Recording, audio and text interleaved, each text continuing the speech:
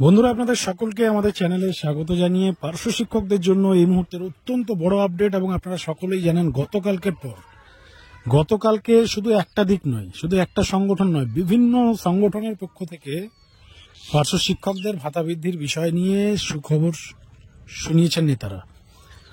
প্রথমে আপনারা জানেন প্যারা টিচার ওয়েলফেয়ার অর্গানাইজেশনের নেতা, নতুন নেতা, আউটসাইডার নেতা আব্দুল সালাম মহাশয়, তিনি লাইভে এসে বার্তা দেন যে চোখের পলকের মধ্যে ভাতা বৃদ্ধি হতে চলেছে, জিও প্রকাশ হতে চলেছে।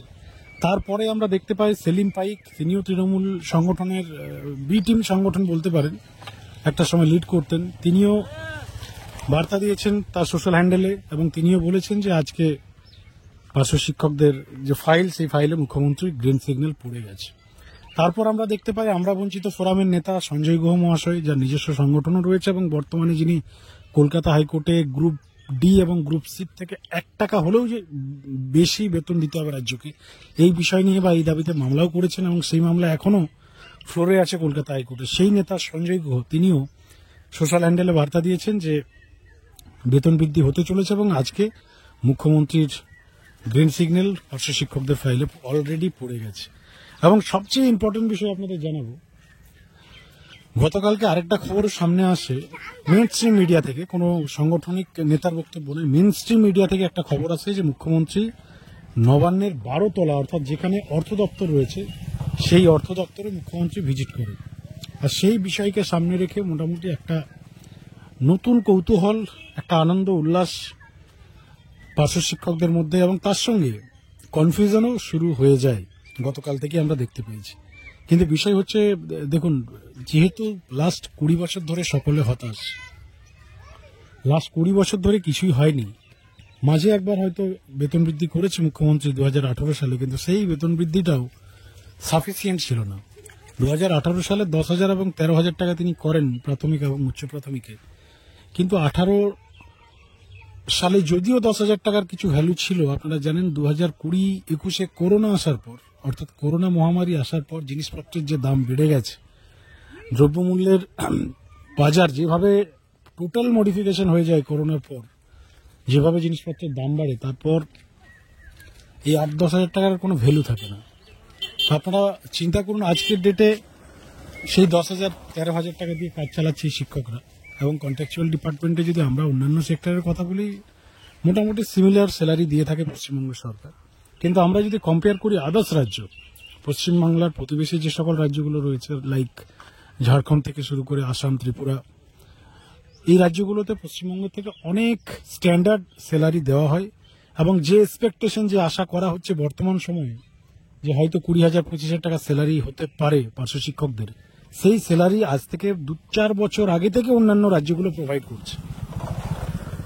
আর একটা বিষয় আপনারা সকলেই জানেন, আজ থেকে 10 বছর আগে অর্থাৎ 2009 সালে যখন লাস্ট বেতন বৃদ্ধি হয়েছিল বামফ্রন্টের আমলে, বা শেষ বেতন বৃদ্ধি, বামফ্রন্ট সরকার 5,400 টাকা এবং 7,400 টাকা করে গেছিল, অর্থাৎ তারা এই স্যালারিটা দিয়ে ক্ষমতা থেকে সরে যায়। তো আপনারা যদি কম্পেয়ার করেন 2008-9 সালের সেই 5,000 এবং 7,000 টাকা এবং আজকে 2025 সালের 20-25,000 টাকা যদি কম্পেয়ার করেন, তো দেখবেন সিমিলার হয়তো অ্যামাউন্টও পাবেন। এবং এবার যদি প্র্যাকটিক্যালি বিচার করেন তো দেখবেন 2010 সালে বা 9 সালের 5,000 টাকার ভ্যালুটা হয়তো আজকে ডেটের 25,000-এর থেকেও অনেক বেশি ছিল। এবার এখনো দেখুন কারো কাছে ইনফরমেশন নেই যে কত টাকা ভাতা বৃদ্ধি হতে পারে, কোনো সংগঠন বলেনি, কোনো নেতাই এখনো পর্যন্ত বলেনি যে কত টাকা এক্স্যাক্টলি স্যালারি হতে পারে। তবে একটা বিষয় ক্লিয়ারিফাই করেছে একাধিক সংগঠন, একাধিক নেতৃত্ব, যারা বিকাশ ভবনের সঙ্গে যোগাযোগ রেখেছে, যারা দলীয় সংগঠন তারাও, এবং তাদের যেটা বক্তব্য যে 1-3-2024 যে অর্ডার রাজ্য সরকার 2024 সালে বিজ্ঞপ্তি প্রকাশ করে জারি করেছিল এবং যার ভিত্তিতে একাধিক সেক্টরের ভাতা বৃদ্ধি করেছে রাজ্য, লাইক আইসিটি কম্পিউটার টিচার থেকে শুরু করে কন্ট্রাকচুয়াল ড্রাইভার, যেভাবে অভিজ্ঞতার ভিত্তিতে ভাতা বৃদ্ধি করেছিল বা হয়েছে পশ্চিমবাংলায় বিগত 1 বছরে, সেই 1-3-2024 অর্ডার পার্শ্ব শিক্ষকদের ক্ষেত্রে লাগু হচ্ছে না বলে তারা জানিয়েছেন। এবার কি হবে না হবে সেটা যতক্ষণ না জিও প্রকাশ হচ্ছে, যতক্ষণ না বিজ্ঞপ্তি প্রকাশ হচ্ছে বলা মুশকিল। তবে যে আভাস পাওয়া যাচ্ছে বন্ধুরা, মোটামুটি স্ট্যান্ডার্ড, সম্মানজনক এবং খেয়ে পরে বেঁচে থাকার মতো স্যালারি প্রোভাইড করতে চলেছে পশ্চিমবঙ্গ সরকার পার্শ্ব শিক্ষকদের জন্য। এবার এখানে আরো কিছু কনফিউশন আছে, আপনাদের জানিয়ে রাখি। সেটা হচ্ছে পার্শ্ব শিক্ষকদের সঙ্গে কি স্পেশাল এডুকেটার্স, শিক্ষাবন্ধু, ম্যানেজমেন্ট স্টাফ বা সমগ্র শিক্ষার আরো যারা এমপ্লয়িজ রয়েছেন তাদেরও কি ভাতা বৃদ্ধি হবে?